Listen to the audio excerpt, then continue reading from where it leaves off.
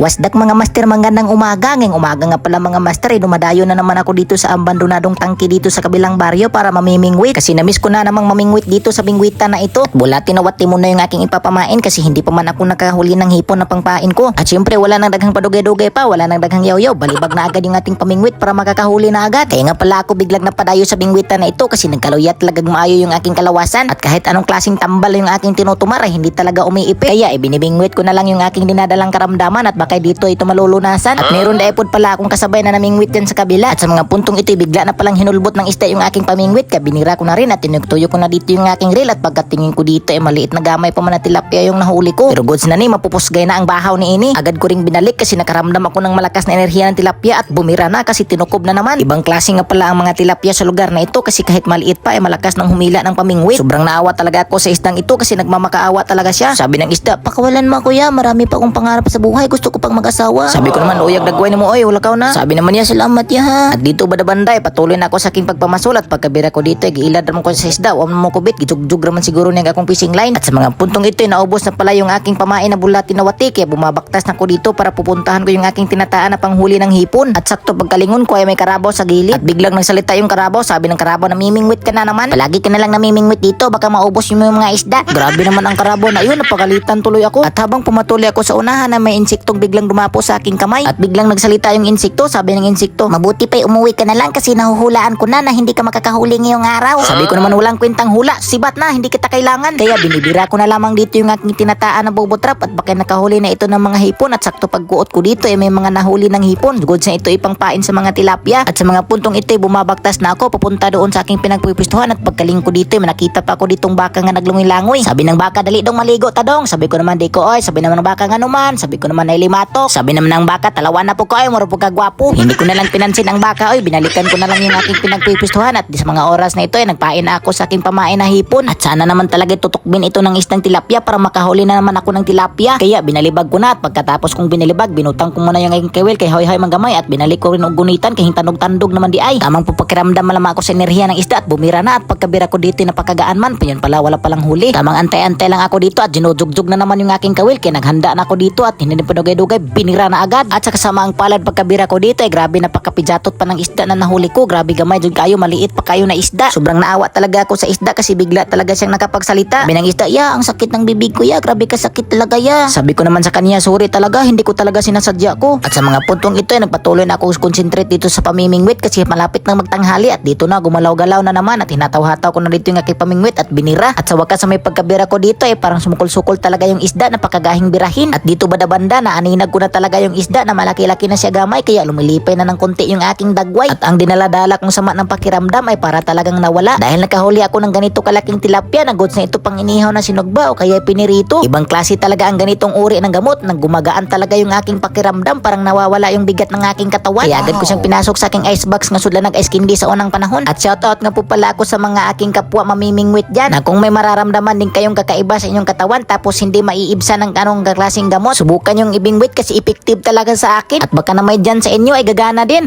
At dito banda-banday pumatulan ako sa aking pamimingwit, namamasin at nanghihinaut ako na madudungangan pa yung aking nahuli. At sa mga oras na ito binira ko na naman yung aking pamingwit. Sumukol-sukol pa talaga yung isda, lumugnot-lugnot pa talaga siya pero hindi na siya makakawala. At pagkagunit ko sa kanya at pagkatingin ko dahil sakto na siya hindi ko muna sa papasailuin. Inunitan ko talaga siya maayo at kinukumkum at pinaslak sa sudlanan. Okay na kaayo. Sinubukan ko nga munang ilagay yung aking pamingwit pero parang ayaw niya kasi lumiskuhag kaya gunitan ko na lang. At pagkataon bumira na naman. Pero pagkatuyok-tuyok ko dito nalaman ko na walang isdang nahuli kasi napakagaan mang birahin. Kaya sa mga puntong ito nakapagdesisyon ako na lumipat at babalhin ako ng pwesto at ito pala yung pangalawa kong pwesto na napagpipilian. At ito palang pinagpipistuhan ko medyo delikado ito ng konti kasi kadalasan nakakita ako dito ng snake bitin na umaagi. Pero okay lang ito, hindi lamang ako magdilanghag, dapat alerto din ako maglingon-lingon sa kapaligiran. Baka biglang dumaan ulit yung snake bitin, mapapaakan yung aking kigul. At sa mga putong ito patuloy na ako sa aking pamimingwit at ito banda-banda nakaramdam ako na naman ng kaenerhiya ng isda at pagkabira ko dito sobrang nalilipay talaga yung aking dagway kasi pagkatingin ko good size na naman na tilapia yung nahuli ko. Sakto na kay kadakon, makakapusgay at makakabungkag na naman ito ng bahaw. Goods na ito, makakaulam na naman ako ng libre, hindi na naman ako makakagastos. At